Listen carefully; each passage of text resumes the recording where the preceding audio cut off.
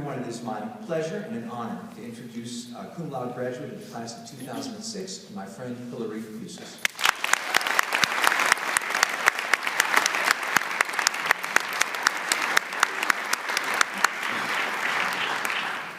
Thank you, Mr. Weiss. Thank you for telling everybody in the room that I was a big dork in high school. I was going to try to seem cool, but I guess that's not going to happen. Congratulations, Cum Laude inductees. I'm incredibly honored to be standing before you today. To be completely honest, I'm also a little terrified. It was surreal to learn that someone in Shady Side's alumni office believes that I'm qualified to deliver an inspirational speech. Most days I barely feel qualified for adulthood. I mean, half my furniture is made of plastic. Sometimes I spend days sleeping beneath piles of clean laundry I've been too lazy to put away. In between writing that last sentence and this one, I watched a YouTube video called Penguin Falls Down 4 times. I can't recommend it more highly. Of course, when I crawl out from underneath that pile of laundry every morning, I get to leave my plastic-filled apartment for a desk at Entertainment Weekly. I'm literally paid to watch Game of Thrones and read young adult novels and write about what it's like to film a cameo in Sharknado 2, the second one. Seriously, a few months ago I spent a frigid morning running away from imaginary sharks with a bunch of Z-list celebrities. Does my performance top my work as blind girl number 3 in Shady Side's 2002 production of The Miracle Worker? You'll have to wait until Memorial Day weekend to find out.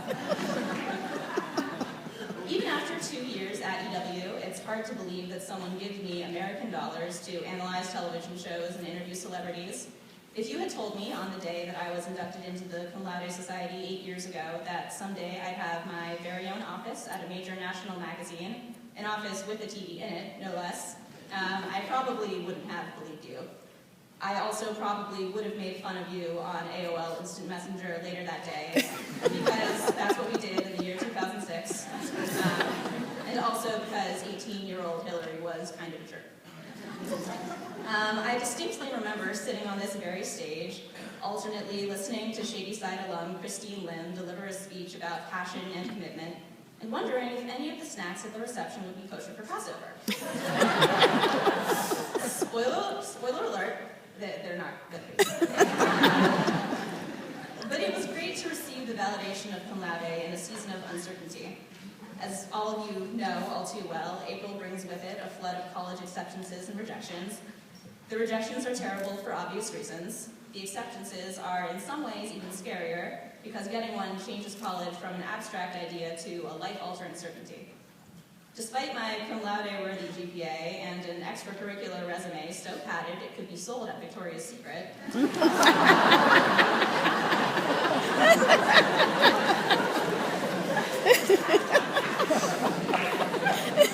night, everybody.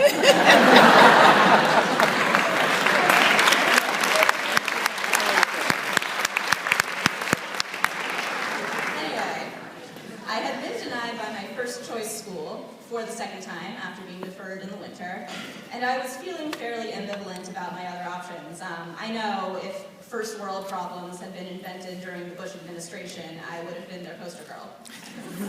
But during that snackless cum laude reception, I had a conversation with Christine, who was attending Columbia at the time.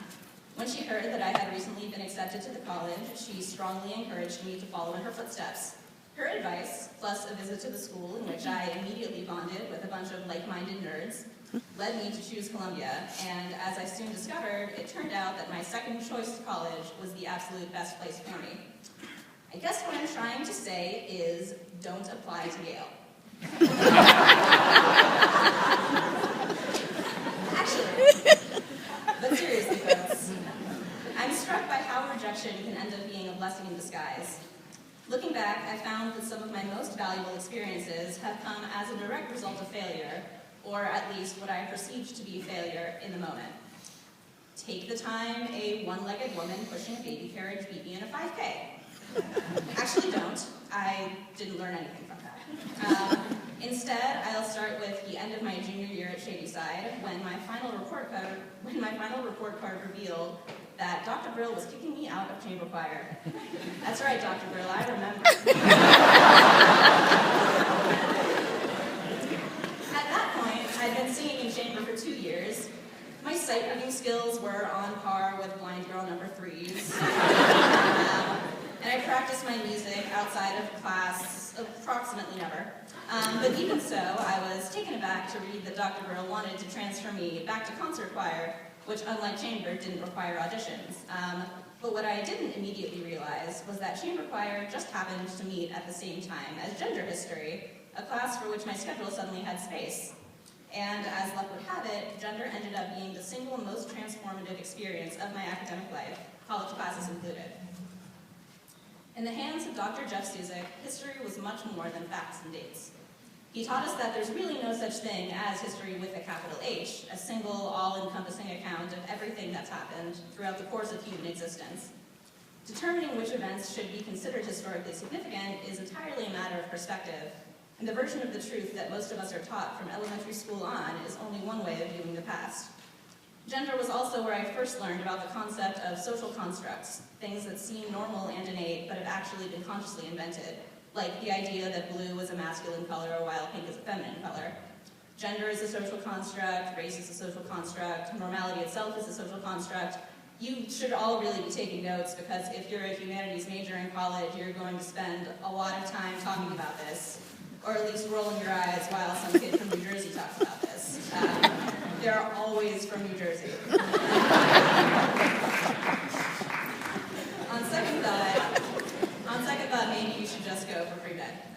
But back to Dr. Suzik. He didn't just encourage me to see the world in a different way. He also encouraged me to put those observations in writing, first as assignments for his class, and then as opinion pieces he suggested I submit to the Pittsburgh Post-Gazette.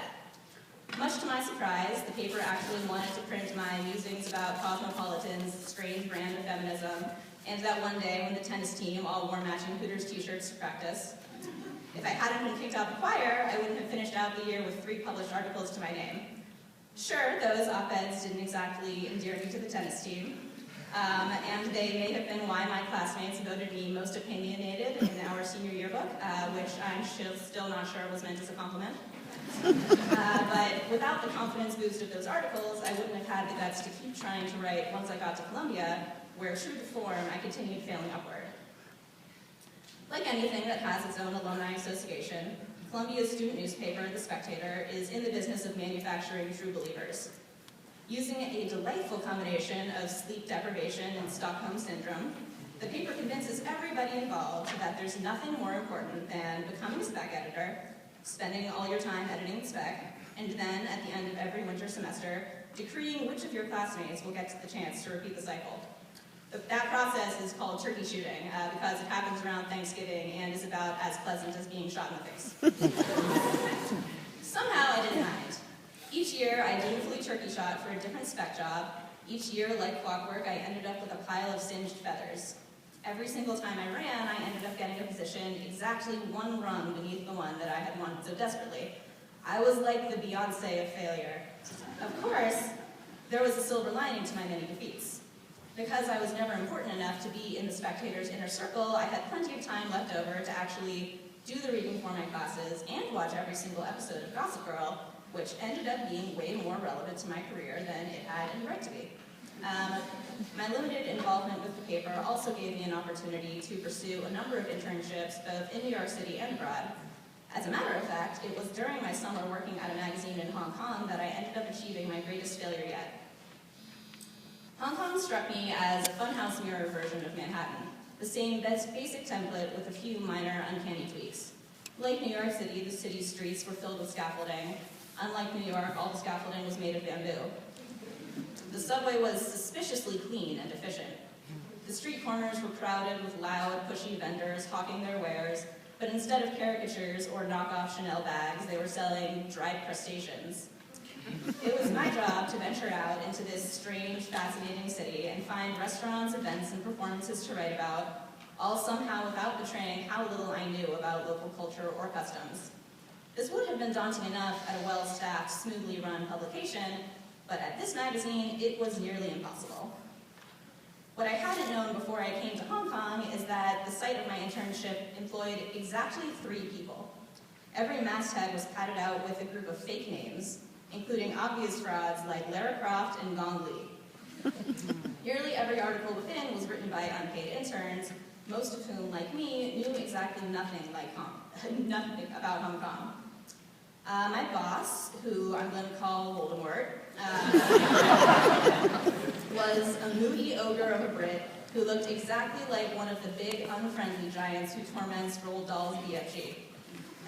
When he wasn't rolling into the office at 3 p.m. and disappearing on mysterious missions for hours at a time, or hunching in front of a computer screen as the back of his pants slowly slid lower and lower, he was gesturing broadly at his interns and imploring us to find stories by simply looking around, darling. That was the only bit of journalistic advice I got all summer. Clearly, this was not exactly the New Yorker. The magazine was distributed for free at a variety of hotels, bars, and cafes around town. Its articles tended toward important topics like how readers should try a restaurant that coincidentally had placed an advertisement in that issue. I'm forever grateful for Mr. Azak's absurd lit class because without it, I wouldn't have known to describe my predicament as Kafkaesque. Despite this, I managed to look around for a month and a half, producing tons of content while simultaneously sending tons of angry G-chats to my friends anytime Voldemort did something particularly vile. All the while, I fumed and told myself that it'd all be worth it when I came out at the end of the summer with a glowing letter of recommendation. The internship was supposed to last 8 weeks, but it was cut short on one fateful Saturday when I came in to help Voldemort finish our latest issue. The 2 of us were alone in our cramped, overly air-conditioned office for hours. I fact-checked every page, then gave each one to Voldemort, who arranged them by hand on microfilm, which he'd presumably send to the printer via carrier pigeon, or maybe Pony Express if he was feeling fancy. By the time 7 p.m. rolled around, we were in no mood to continue working, which is, of course, precisely when our sketchy New Zealand-based freelance copy editor decided to send in one of the issue's last features. But finally, I had had enough because I didn't want to spend another 10-hour day at the magazine, because it was Saturday, and oh yeah, because I wasn't even getting paid. When I indicated this to Voldemort, he of course went ballistic, screaming that I wasn't living up to my potential, that I was nothing compared to his former interns, that I wasn't pitching or stretching or trying hard enough. When I started crying more out of shock than anything else, he sneered and said he knew I'd respond by getting emotional and giving up. Then came the kicker. He who must not be named told me that he'd been reading my G-chats and emails, including every single nasty thing I'd said about him and his terrible magazine for the past 6 weeks. It was not exactly my finest moment. I left the office in tears, volleying back and forth between righteous fury and despair that maybe, just maybe, Voldemort had been right about me. Granted, the G-chat thing was stupid. Guys, don't do that. I'm still not sure whether I quit or got fired, but either way, during my last 2 weeks in Hong Kong, I had a lot more free time. Ultimately, I didn't get the recommendation I'd been counting on all summer, and when Voldemort spitefully had my name removed from everything I had written for that final issue, I didn't even have bylines to show for my weeks of toil. I did, however, get something else out of the internship.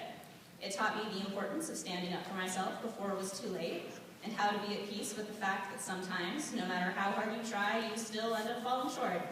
It's a bummer of a lesson, but an important one nonetheless, and one that's actually freeing in its own way, especially since the internship story has a wonderful coda. While writing the speech, I Googled Voldemort for the first time in years. I found out that the magazine finally folded in 2011, and that 1 year earlier, Voldemort served 6 weeks in jail for assaulting a police officer. But who am I to judge? Maybe he's using that experience as the cornerstone of the speech he's delivering at his high school this very moment. So I journeyed home and graduated, bouncing from unpaid internship to paid internship to another paid internship, this time at Entertainment Weekly. A few weeks before my end date, I wrote up a 10-page proposal, complete with charts and graphs, about why the magazine should hire me full-time. I delivered it to my managing editor, then found out he was declining my offer. I tried to take the GRE and bombed so miserably I had to cancel my score. I spent 6 months supposedly writing ad copy, but mostly reading Twitter. It would be almost a year before I ended up back at EW, thanks to a mixture of the delusional tenacity and sheer dumb luck. I'm sure there is a larger moral in all this about persistence or karma or not insulting your employer on a company computer, but I'm more interested in failure as something that's valuable in and of itself because it has a way of shaking you out of complacency, breaking your bad habits, and taking your life in new, more interesting directions. It's both a mark and a consequence of ambition. If you never exert yourself, you'll never have the chance to mess up in the first place. I'm who I am and where I am largely because of the ways I've failed in the past, and I look forward to seeing where failure takes me in the future, provided that place isn't prison. So, in the immortal words of Conan O'Brien's 2000 Harvard commencement speech, fall down, make a mess, break something occasionally, know that your mistakes are your own unique way of getting to where you need to be, and remember that the story is never over. Thank you.